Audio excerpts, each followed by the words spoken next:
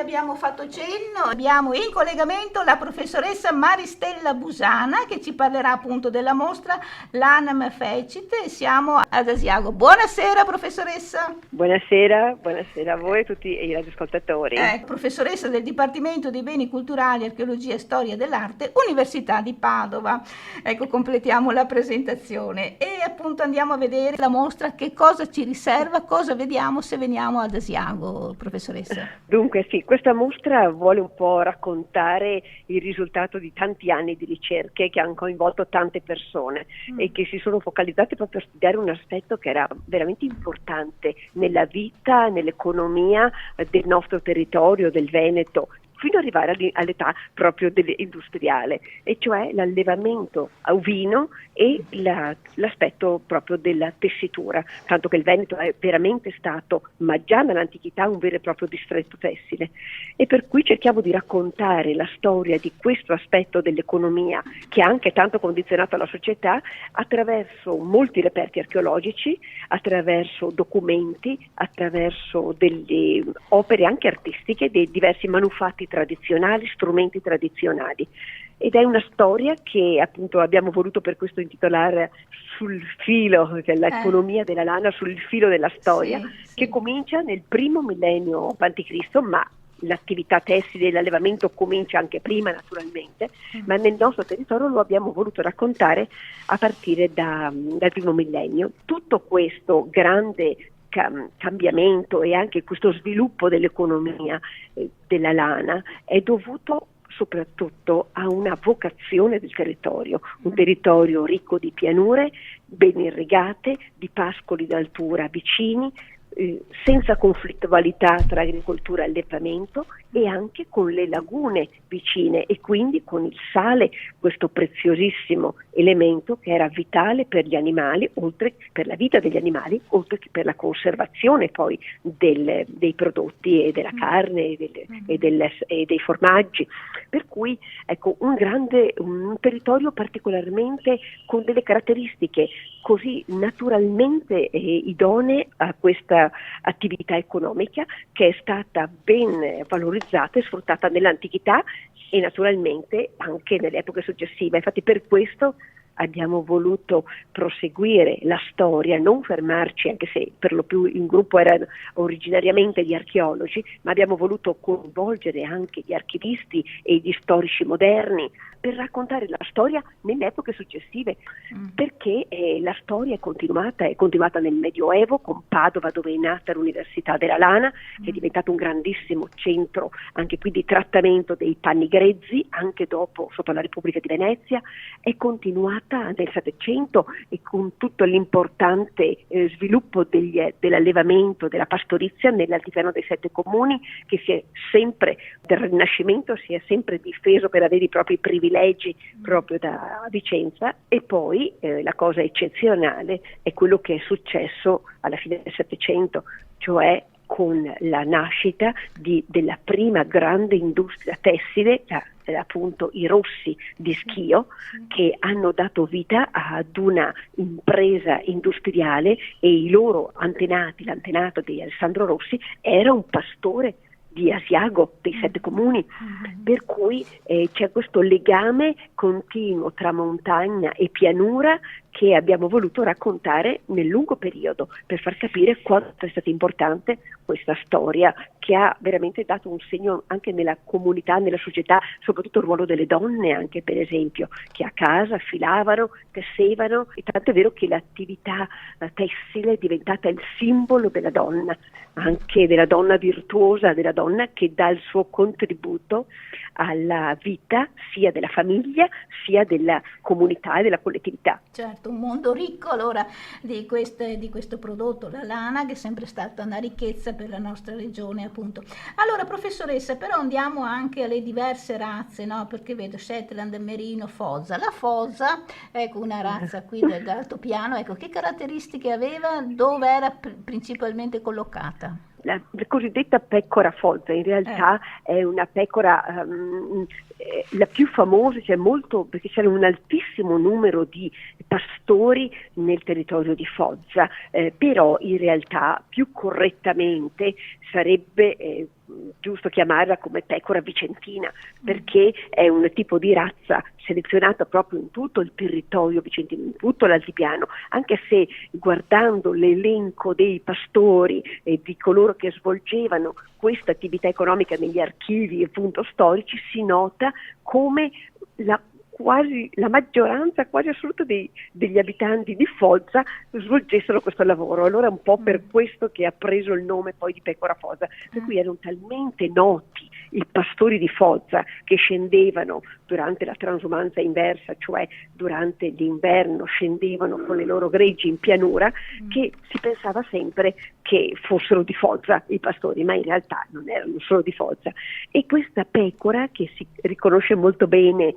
per la forma, anche le orecchie molto allungate, la forma del muso, ecco, la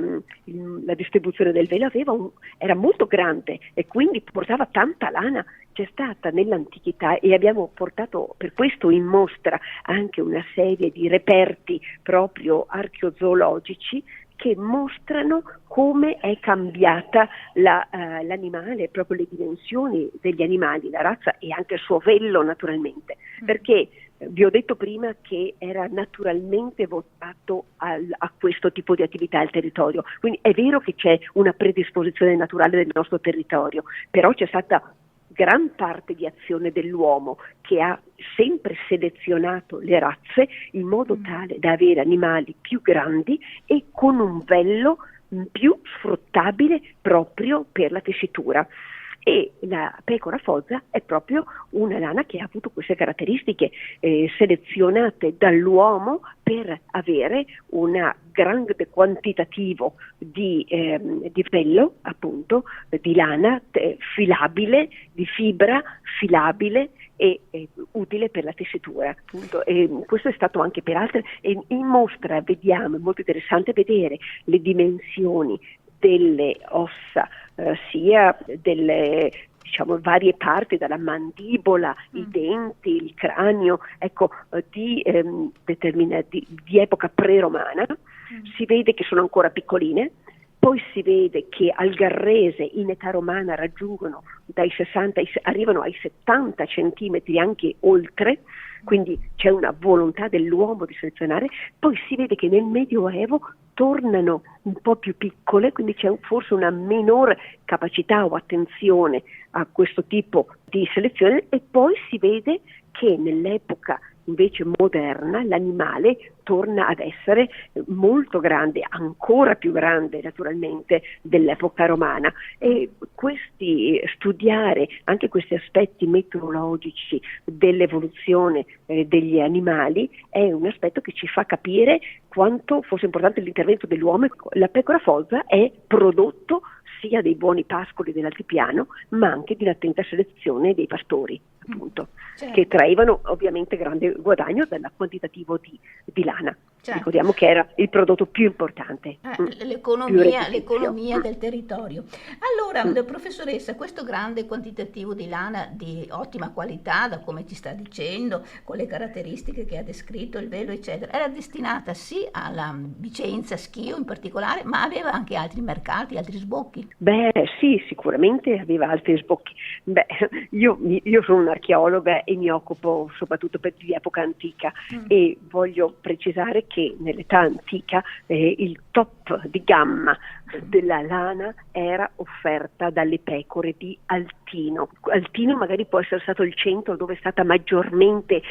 allevata o forse selezionata, ma credo che sia un pochino tutto questo distretto, diciamo, del Veneto orientale. Ecco, la lana altinate viene celebrata nel I secolo d.C. Per il suo candore e per quanto era morbida. Ne parla Columella, ne parla Marziale, grandi poeti e agronomi che dalla Spagna, che vivono a Roma, eccetera. Ma soprattutto quello che colpisce è che nell'editto dei prezzi che è un documento epigrafico importantissimo del 301 d.C., sotto Diocleziano. Questo imperatore stabilisce il prezzo massimo che doveva avere tantissimi prodotti che venivano commerciati, proprio era un calmiere. Ecco, in questo calmiere dei prezzi che valeva per tutto il commercio del Mediterraneo troviamo la lana di Modena, la lana di Altino al secondo posto come costo, così come i tessitori che tessono con la lana delle pecore di Altino hanno il salario più alto al secondo posto, per cui era veramente un commercio che era globale, era assolutamente investiva tutto il Mediterraneo. La pecora padovana, poi facendo un salto nel Medioevo o anche nella pecora padovana dell'Ottocento, ecco, era una pecora che questi panni che venivano trattate, soprattutto la sgarzeria di Padova, dove c'era l'Università della Lana nel Medioevo, appunto a Padova, venivano lavorati e poi venivano commerciati da Venezia in tutto il Mediterraneo, per cui sono voci economiche che sono diventate famose anche nelle fonti, sia per l'epoca antica e anche poi nel Medioevo e nell'epoca moderna, e che assolutamente valicavano i limiti non solo locali, non solo regionali, non solo italiani. Certo. Allora, professoressa, la stanno ascoltando gli ascoltatori, eccola qua, è arrivato adesso. Cosa si intende Università della Lana a Padova? Ecco, un ascoltatore vorrebbe qualche elemento in più. Allora, l'Università della Lana erano come come nell'età antica esistevano i collegia, appunto, era come una grande federazione, diciamo in cui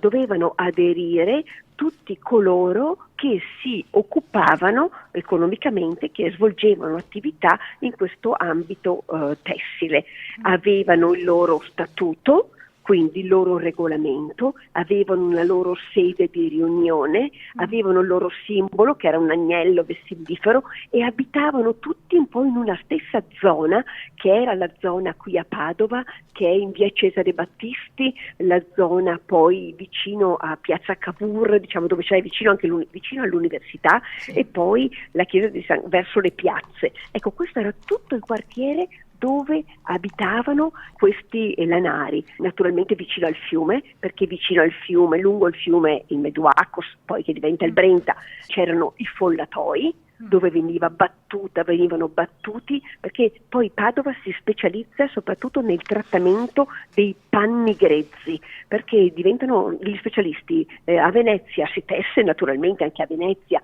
però dopo i panni grezzi vengono mandati a Padova, e a Padova ci sono questi specialisti nel trattamento dei panni grezzi, che poi venivano riportati a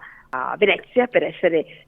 venuti. Era un po' una loro congregazione proprio, c'erano tutti dei regolamenti sia di comportamento tra di loro, di regole, e anche che stabilivano i prezzi. La cosa importante è che abbiamo dei documenti per fare questa mostra, cominciate a vedere questi archivi, ma è la punta di un iceberg di uno studio per questi, che deve ancora essere fatto, per la quantità di informazioni che ancora si possono estrarre e conoscere proprio da documenti totalmente inediti di questi fondi padovani proprio che trattano questo tema, per cui in questo campo una ricerca che potrà avere ancora grandi sviluppi. Certo,